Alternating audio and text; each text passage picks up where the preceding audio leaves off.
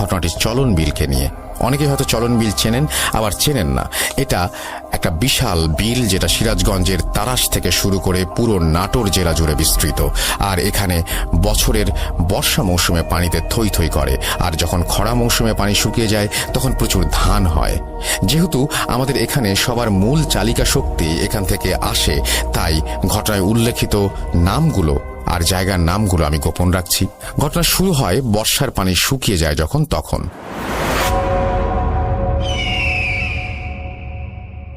সবাই প্রথম দিকে জমিতে আইল ঠিক করে পানি সেচ করতে শুরু করে, জমি চাষ করে পাওয়ার টিলার দিয়ে। ঘটনা যার সাথে ঘটে সে ছিল একজন রাখাল। সে আরেকজনের মানে গেরস্থের হয়ে জমি চাষ করত। এখানে বলে রাখা ভালো, যাদের জমি অনেক বেশি থাকতো বা ভিন্ন ভিন্ন জায়গায় জমি থাকতো তারা রাখাল রাখতো কাজ করানোর জন্য। যাই হোক, ঘটনার রাখাল ছেলেটা প্রথম দিনে গিয়ে জমি দেখে আসে, পরের দিন গিয়ে জমির আইল বেঁধে আসে এবং পরে জমির সেচ তৈরি করে। এতদূর পর্যন্ত সব ঠিক ছিল, কিন্তু বিপদটা শুরু হয় ওনাদের জমির এক পাশে উঁচু ঢিবির মতো মাটি জমে থাকা দেখতে পায় তারা। তখন সে চিন্তা করে পাওয়ার টিলার দিয়ে এই উঁচু ঢিবি ভাঙা যাবে না, তাই তিনি কোদাল দিয়ে ঢিবি ভাঙতে শুরু করেন। কাজ করতে করতে চারিদিকে অন্ধকার হয়ে যায়। বলে রাখা ভালো, তখন এলাকার রাস্তা তেমন ভালো ছিল না, কারেন্ট চলে গিয়েছিল এবং চলন বিলের আশেপাশের গ্রামগুলোতে শুধু পশ্চিমের আকাশ থেকে অল্প একটু আলোতে আবছা আবছা চারিপাশ দেখা যেত। তো রাখাল ছেলেটা ঢিবিটা পুরোটা কেটে শেষ করতে করতে একটু রাতই হয়ে যায়। তখন সে বাড়ির দিকে যাওয়ার চেষ্টা করে। বিলের ভেতরেই একটা জায়গা, একটু খালের মতো নদী আছে, সেই নদী পাড়ি দিয়েই সে হেঁটে হেঁটে বাড়ির দিকে আসছিল। হঠাৎ দেখে সামনে বড় লম্বা একটা পাঞ্জাবি পরা হুজুর টাইপের মানুষ হেঁটে আসছে।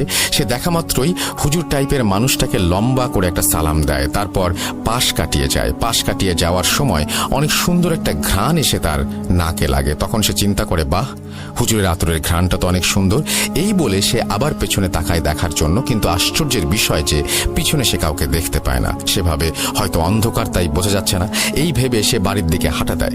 বাড়িতে যাওয়ার পর সে খাওয়া দাওয়া শেষ করে তাড়াতাড়ি ঘুমিয়ে পড়ে, কারণ ফজরের আজান দেওয়ার আগেই তাকে জমিতে পানি সেচ করতে হবে। সে এই ভেবে ঘুমিয়ে পড়ে। ঘুমের মধ্যে সে স্বপ্ন দেখে সেই বিলের ধারের রাস্তায় ওই হুজুরটাই হেঁটে যাচ্ছে। সে স্বপ্নের মধ্যে তাকে সালাম দিতে যাবে, ঠিক এই সময় হুজুরটা বলে ওঠে, তোর সালামের জন্যই তুই বেঁচে গেলি। তার ঘুম ভেঙে যায়। সে এই কথাটা তার মাকে জানায়। তার মা তাকে বলে এটা একটা খারাপ স্বপ্ন, ঘুমিয়ে পড়তে বলে আবারও। সে ঘুমিয়ে পড়ে এবং ভোরে ঘুম থেকে উঠে কাজে চলে যায়। তারপরে কিছু জানা যায়নি। অনেক রাত হয়ে গেছে, কিন্তু রাখাল বাড়িতে আসছে না। এটা দেখে সবাই ভয় পায়। সবাই তখন তাকে খুঁজতে বের হয়। খুঁজতে খুঁজতে সেই জমির কাছে গিয়ে দেখে রাখালের শরীর বাহিরেই আছে, কিন্তু তার মাথা মাটিতে ঢুকে আছে। সবাই অবাক হয়ে যায়, এটি কি ধরনের মারা যাওয়া, আর কেই বা মারল এত নির্মম ভাবে? একটা রাখালের সাথে কার এত শত্রুতা থাকতে পারে? তবে ঘটনা এখনো শেষ হয়নি। তার কিছুদিন পর নতুন একটা রাখালকে রাখা হয় এবং চাষ করতে যেতে বলা হয়। সে যখন রাতে পানি সেচ দিতে যায়, দেখে রাস্তার পাশে অর্থাৎ আশেপাশে একটু দূরেই বিড়াল কুকুর টাইপের কিছু একটা রাস্তা থেকে দূরে বসে গোঙানি টাইপের শব্দ করছে। সে এইগুলো দেখে অনেক ভয় পায় এবং বাড়ি চলে আসে। তারপর কাজ ছেড়ে দিয়ে নিজের বাড়িতে চলে যায়। এভাবেই কয়েকদিন যাওয়ার পর সবকিছু স্বাভাবিক হয়। কিন্তু হঠাৎ একদিন খবর আসে বিলের আরেক পাশের কৃষক ধান রোপণ করছিল, এমন অবস্থাতেই সে মারা পড়ে গেছে।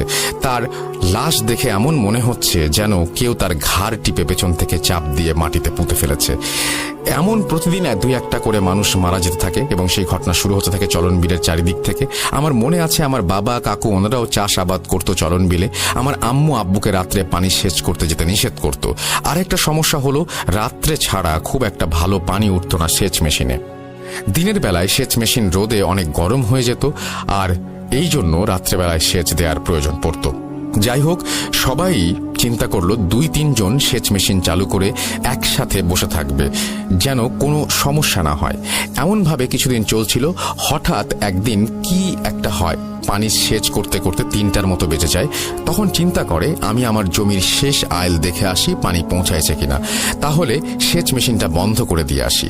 এই বলে উনি হাতের ছোট্ট ব্যাটারির লাইটটা নিয়ে যান, আর বাকি দুজন বসেই থাকেন, গল্প করতে থাকেন। গ্রামের অনেকেই দেখে থাকবেন ধানি জমির পাশে ছোট ছোট করে ঘরের মতো করা থাকে, নৌকার ছইয়ের মতো করে বানানো থাকে সেগুলো। ওনারা দুজন সেটায় বসে গল্প করছিলেন। তারপর হঠাৎ অনেক জোরে একটা বাতাসের শব্দ পান তারা এবং চিন্তা করেন আগেও তো আকাশে তারা দেখা যাচ্ছিল, একটু আগেও, এখন এত বাতাস আসছে কোত্থেকে। এই ভেবে দুজনেই বের হয়ে আসেন সেখান থেকে। দেখেন সবকিছু ঠিকঠাক আছে। তখন সেই 3 নম্বর লোকের কথা মনে পড়ে যায়।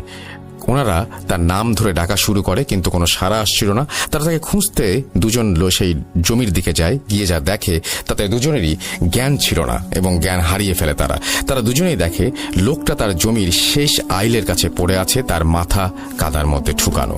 পরের দিন গ্রামের লোকজন গিয়ে তাদের নিয়ে আসে।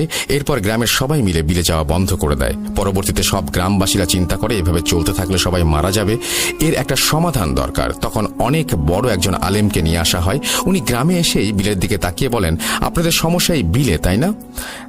তখন সবাই সব ঘটনাকে খুলে বলে। উনি বলেন যে ঘটনা যেখান থেকে শুরু সেখানে নিয়ে চলুন আমাকে। সবাই তখন তাকে সেই প্রথম ঘটনা যেখানে ঘটেছে সেখানে নিয়ে যায়। হুজুর কিছু একটা বলে পানি ছিটিয়ে দেন এবং বলেন সামনের শুক্রবার জুম্মার নামাজ পড়ে কেউ বাড়িতে না গিয়ে সবাই এখানে চলে আসবেন।